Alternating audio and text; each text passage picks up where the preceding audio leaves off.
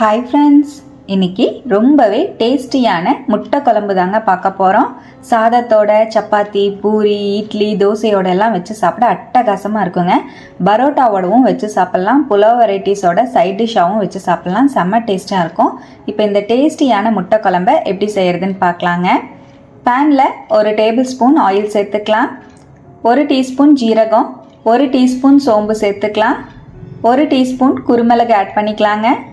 1 table spoon கொத்தமல்லி விதை சேர்த்துக்கலாம். 6-7 வரமிளகா சேர்த்துக்கலாம். உங்கள் காரத்துக்கு தகுந்த மாதிரி நீங்கள் மிளகா ஆட் பண்ணிக்கோங்க. எல்லாத்தையும் சேர்த்து நல்லா வறுத்துக்கலாங்க. நல்லா வறுத்துட்டேன். இதோடவே 20 சின்ன வெங்காயம் சேர்த்துக்கலாம். 4 பல்லு பூண்டு சேர்த்துக்கலாங்க. 1 இன்ச் இஞ்சியை சேர்த்துக்கலாம். எல்லாத்தையும் சேர்த்து நல்லா வதக்கி விட்டுக்கலாங்க. நம்ம சேர்த்துருக்கிற வெங்காயம் பூண்டெல்லாம் நல்லா டிரான்ஸ்பரண்ட் ஆகிற மாதிரி நல்லா வதக்கி விட்டுக்கலாம்.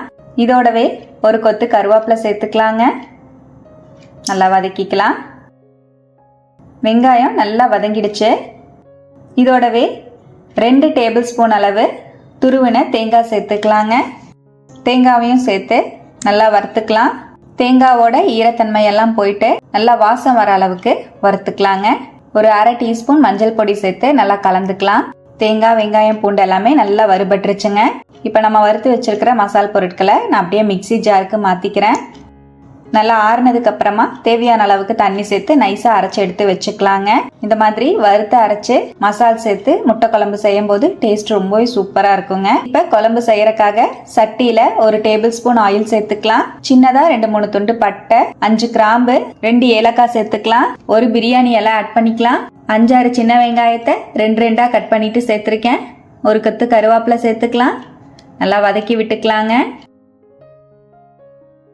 இதோடவே 2 மீடியம் சைஸ் தக்காளி பழத்தை கட் பண்ணிட்டு சேர்த்துக்கலாங்க.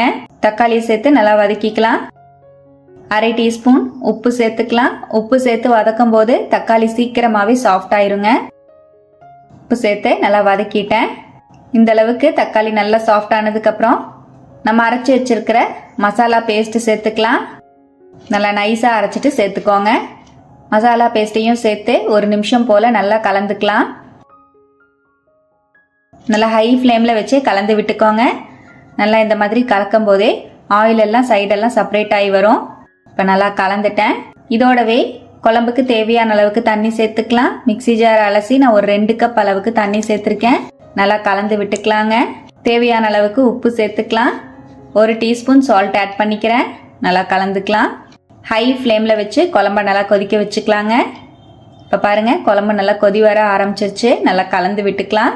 குழம்பு நல்லா கொதி வர ஸ்டார்ட் ஆகும் போதே நான் ஒரு 5 முட்டையை வேக வச்சு எடுத்து வச்சுருக்கேங்க. கீரல் போட்டு அதை ஆட் பண்ணிக்கலாம். நீங்கள் முட்டையை உடச்சி கூட ஊற்றி இந்த குழம்புல செய்யலாம். சூப்பராக இருக்குங்க. இப்போ வேக வச்ச முட்டையை சேர்த்துட்டேன்.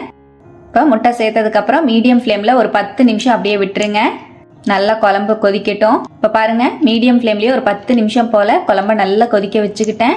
நல்லா ஆயில் எல்லாம் செப்பரேட் ஆகி குழம்பு சூப்பராக ரெடி ஆகிருக்கு பாருங்கள். இந்த மாதிரி முட்டை சேர்த்து குழம்பு கொதிக்க வைக்கும்போது உப்பு காரம் எல்லாம் முட்டையில் பிடிச்சி சாப்பிட ரொம்பவே டேஸ்ட்டாக இருக்குங்க. அவ்வளோதான், நல்லா கலந்து விட்டுக்கலாம். இப்போ ஸ்டவ்வை அணைச்சிட்டு மல்லித்தலை சேர்த்துக்கலாம்.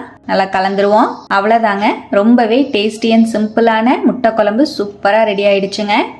இந்த மாதிரி செஞ்சிங்கன்னா சப்பாத்தி, இட்லி, தோசை, பரோட்டா, சாதத்துக்கெல்லாம் வச்சு சாப்பிட அட்டகாசமாக இருக்கும். கண்டிப்பாக இதே போல் நீங்களும் ட்ரை பண்ணி பாருங்கள். ட்ரை பண்ணி பார்த்துட்டு எப்படி வந்ததுன்னு கமெண்ட்ல என் கூட மறக்காமல் ஷேர் பண்ணிக்கோங்க. நம்ம சேனலை இப்போ தான் ஃபர்ஸ்ட் டைம் பார்க்குறீங்கன்னா சப்ஸ்கிரைப் பண்ணி பெல் ஐக்கானையும் ப்ரெஸ் பண்ணி வச்சுக்கோங்க. லைக் பண்ணிக்கோங்க. ஃப்ரெண்ட்ஸ் அண்ட் ரிலேட்டிவ்ஸோட ஷேர் பண்ண மறந்துடாதீங்க ஃப்ரெண்ட்ஸ். தேங்க்யூ.